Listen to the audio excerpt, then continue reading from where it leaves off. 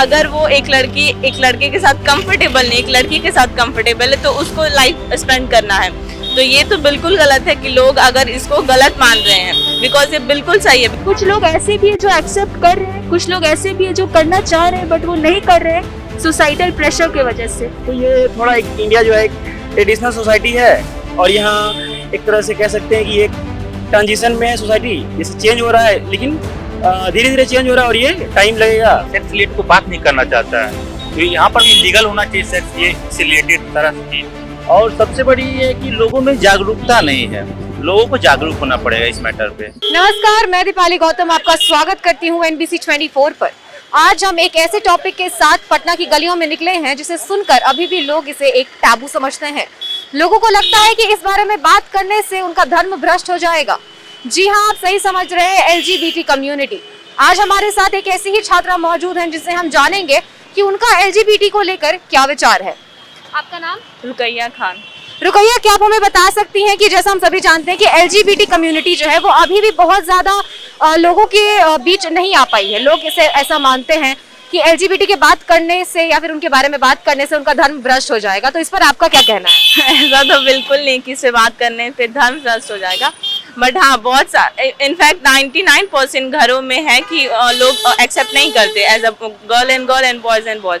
But still ये उनका perspective है कि वो दोनों साथ में रह रहे हैं, क्योंकि अगर वो एक लड़के के साथ कंफर्टेबल नहीं, एक लड़की के साथ कंफर्टेबल है तो उसको लाइफ स्पेंड करना है।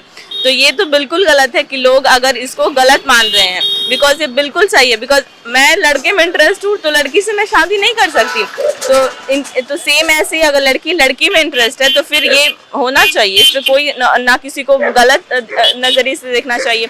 ये बिल्कुल नॉर्मल है, जैसे एक लड़का लड़की नॉर्मल है वैसे एक लड़की नॉर्मल है, क्योंकि पूरा होल लाइफ उसको स्पेंड करना है ना किसी के साथ। तो फिर वो एक लड़की के साथ स्पेंड कर रही है या फिर एक लड़का के साथ, तो ये पूरा उसका लाइफ, पूरा उसकी मर्जी है ये। Thank you Rukaiya. तो जैसा कि आपने सुना कि हर एक इंसान का अपना एक चॉइस होती है, उसकी एक पर्सनल पर्सपेक्टिव होती है, तो जिसके तहत वो किसी के साथ भी अपना जीवन व्यर्थ करने के लिए तैयार होता है। लेकिन अभी भी कुछ लोगों के बीच में ऐसी मानसिकता है कि ये बहुत ही खराब चीज है। आपका नाम क्या है? राहिबा रहमान।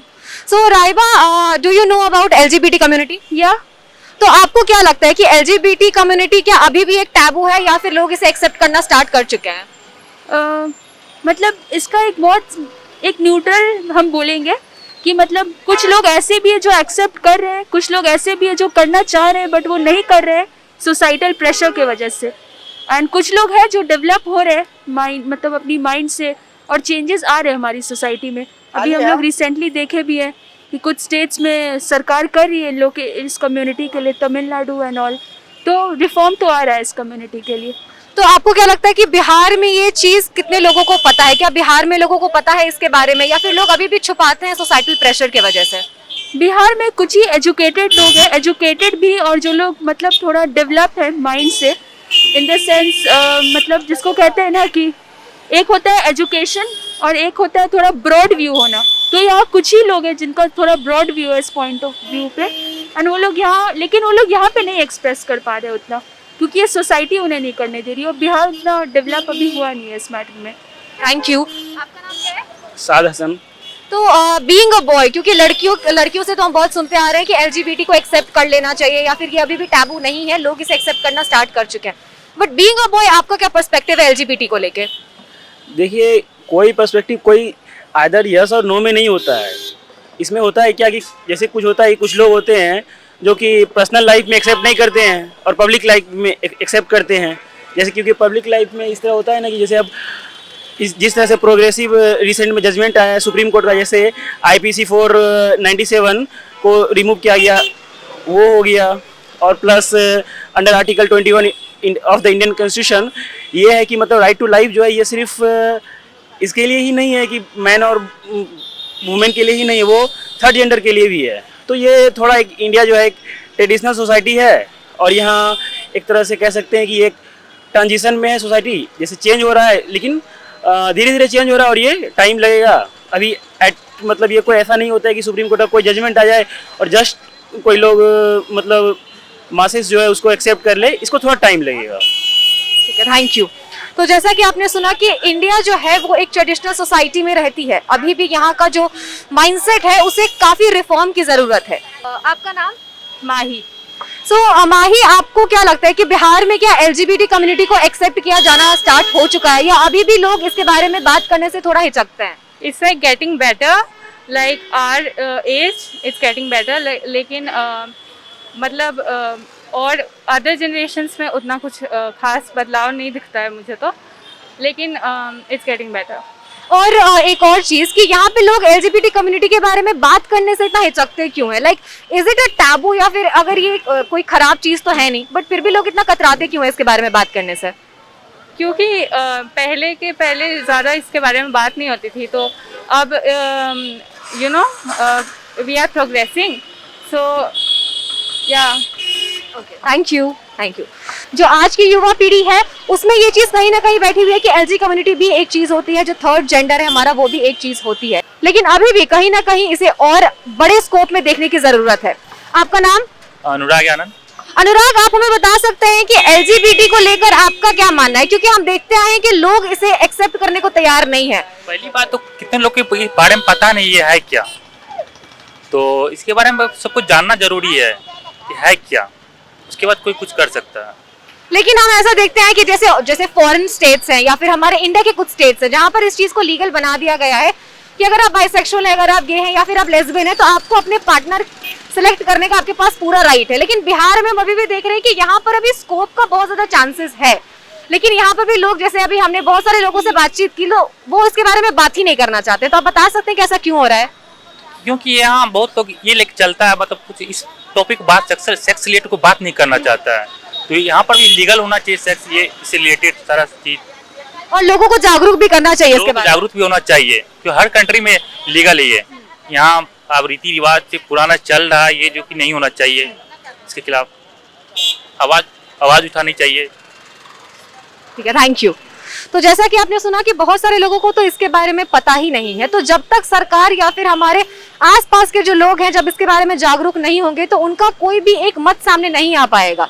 हमें ये नहीं पता चल पाएगा कि वो इसके साथ है या इसके अगेंस्ट में है। तो सबसे पहले लोगों को जागरूक करना बहुत ज्यादा जरूरी है।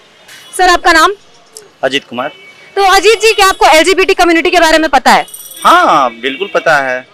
तो क्या आप हमें बता सकते हैं कि अभी भी लोग एलजीबीटी कम्युनिटी के बारे में बात करने से इतना कतराते क्यों हैं? क्योंकि देखिए, शिक्षा की सबसे बड़ी कमी है इंडिया में, और सबसे बड़ी ये है कि लोगों में जागरूकता नहीं है। लोगों को जागरूक होना पड़ेगा इस मैटर पे। अदर कंट्री या बोलिए या फिर बिहार से बाहर ही बोलिए, अदर जो भी स्टेट हैं, जैसे जो मेट्रो सिटी जो सिटी हैं, बेंगलोर हो गया, दिल्ली हो गया, उसमें कुछ इसके प्रति जागरूकता है। बट हम लोग का बिहार इस मामले में बहुत पिछड़ा है, और पिछड़े होने का कारण सबसे बड़ी है कि यहाँ की 80% जनसंख्या गाँव में भी बिलोंग करती है, और बिहार एक पिछड़ा राज्य भी है, और शिक्षा का यहाँ सबसे बड़ा कमी है। तो सबसे बड़ी प्रॉब्लम है कि अगर यहाँ पे लोगों को शिक्षा दिया जाए और उसके बारे में जागरूक किया जाए तो लोगों को जागरूकता होगा। अदरवाइज ऐसे तो फिर कोई बात ही नहीं है, हो ही नहीं सकता है। सबसे बड़ी बात यही है, वहाँ पे लोग जागरूक नहीं है। बस जागरूकता लाना सबसे पहले बहुत जरूरी है। यहाँ पे भी हमने बहुत सारे लोगों से बात करने की कोशिश की, लेकिन अभी भी लोग यहाँ पर बहुत ज्यादा कतराते हैं। तो मुझे लगता है कि शिक्षा और एक जो जागरूकता है वो कहीं ना कहीं हम यहाँ पर लैक कर रहे हैं, जो बिहार में बहुत ज्यादा जरूरी है हर एक चीज को लेकर। बिल्कुल बिल्कुल बिल्कुल, मैंने तो बोला ना आपको कि अगर इस मैटर की सबसे ज्यादा जरूरी है, शिक्षित ना होते हुए जागरूकता पहले जरूरी है। अगर किसी के पास इतना तो जरूर दिमाग होगा या फिर थोड़ा बहुत भी अगर कोई पढ़ा लिखा इंसान हो, तो अगर उसको अगर इस बारे में जागरूक किया जाए कि हाँ बाइसेक्सुअल क्या है नहीं है, एक इसको कैसे भेदभाव को मिटाया जाए, इसको सामान्य कैसे लाया जाए, तो पहले जब तक समाज में जागरूकता नहीं फैलेगी, ये मिथक को कोई तोड़ नहीं सकता है। जब तक समाज में फैली एक कुरीति की तरह लोग लगता है कि नहीं ये कुरीतियाँ हैं, इस पे हम बोल नहीं सकते हैं, लोग इस पे बोलने से कतराते हैं, तो इसकी सबसे मुख्य वजह जागरूकता है। सेकेंडरी मैटर शिक्षा है। शिक्षा तो आज बहुत सारे शहरों में आप जाइएगा तो ऐसा नहीं है कि सब लोग बहुत शिक्षित ही हैं, लेकिन वहाँ पे जागरूकता है। तो इसके लिए सबसे पहले हम लोग को जागरूक होना पड़ेगा। सरकार को भी, आम जनमानस को भी, सरकार को भी अपने तरफ से पहल करना पड़ेगा, और आम जनमानस को भी इसके बारे में सोच करके और खुल के पहल करना पड़ेगा, तभी ये इसको भेदभाव मिट सकता है। ऐसे कुछ नहीं हो सकता है, कोई मतलब ही नहीं बनता है। धन्यवाद। तो जैसा कि आपने सुना कि शिक्षा एक बहुत बड़ा पहलू है और शिक्षा जब तक नहीं मिलेगी, जब तक लोग जागरूक नहीं होंगे, तब तक हम कोई भी बदलाव सामने से एक्सपेक्ट नहीं कर सकते हैं। आगे की तमाम खबरों के लिए हमारे साथ बने रहें, चैनल को लाइक करें, सब्सक्राइब करें और शेयर करें। आगे आपके साथ हम ऐसे ही कई मुद्दों पर सामने आएंगे। तब तक के लिए देखते रहिए NBC 24।